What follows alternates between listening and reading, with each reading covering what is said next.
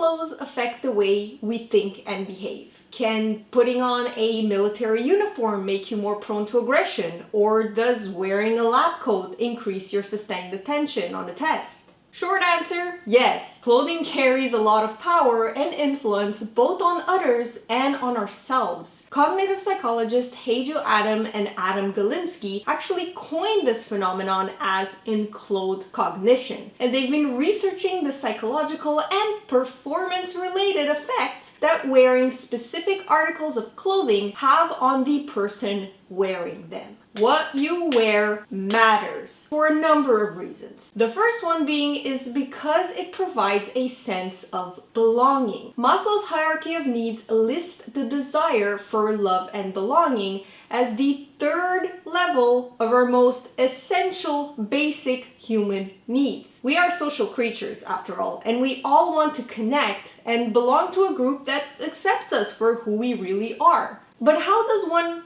infiltrate, if you want, a group in the first place? Familiarity and sameness. You can, for example, have the same political views on a topic, like the same music, enjoy the same hobbies, study the same subject. But that's getting ahead of ourselves though. That's actually step 2 of being integrated and accepted into a group. The first and most important thing is to signal familiarity and sameness. We signal that we belong in a group by dressing like or using symbolic pieces like jewelry, studs, scarves, pins, to let others know what clan or gang or, sports team we belong to. Try to get accepted without wearing the approved uniform. It's downright impossible, at least when it comes to getting your foot in the door. When I first joined the Gothic community as a teen, I struggled to be accepted at first because, hey, I listened to the music, I knew and loved the culture, but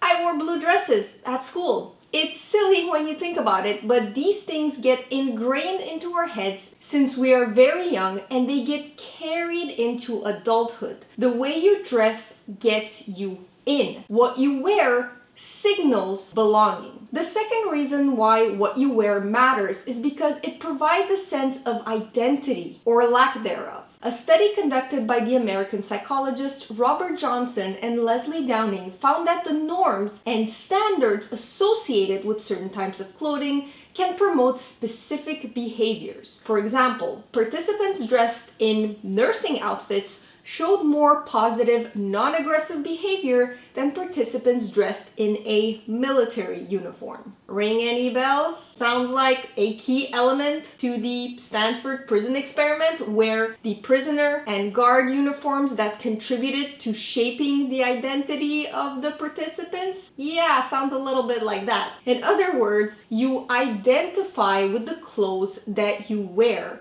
You can even shift your personality, your beliefs, and even your mannerisms when you wear different clothes. This can become particularly dangerous when de-individuation theory comes into play. If you've ever wondered why the Nazis put so much energy into their SS uniforms, this is it. De-individuation is a state where you become so immersed into the norms of a group that you lose your sense of identity and personal responsibility. It was found that people are more prone to engage in impulsive, deviant, and sometimes violent acts in situations where they believe they can't be personally identified. Hello, anonymous comments on the internet. Uniforms then provide not only a sense of belonging, but also a sense of identity. So choose your apparel wisely because it can literally dictate your thoughts and behavior.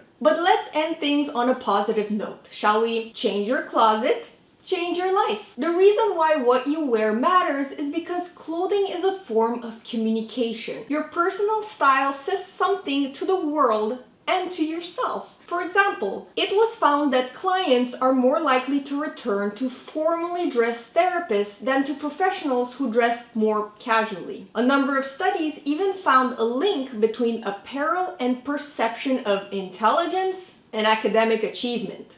I'm serious. But hey, you want real life examples? Here are 2 of my own. I absolutely love this jacket, but I wore it in a total of 4 times, and without exception, it always generates the same response. I get approached by creeps. I was offered drugs and was unwillingly dragged into a long rant about how aliens are controlling the government. On the other hand, when I wear something like this, I have salespeople literally attack me in luxury stores because they smell money. The beauty of this is that you have the power to create the message you want to communicate. But this isn't limited to others. If you've been watching my Kind Mind Diaries, you probably know that the number one, and I am not joking, the number one motivator that keeps me going to the gym consistently, aka 4 to 5 times a week,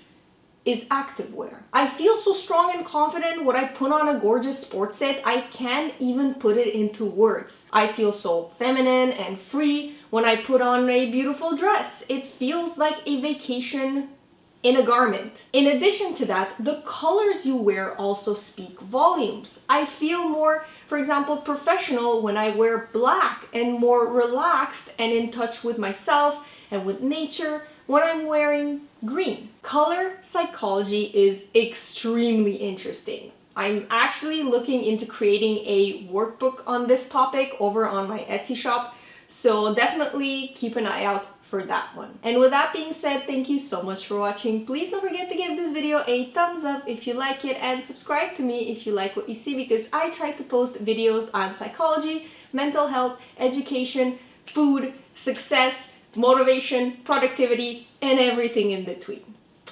Bye guys, see you next time.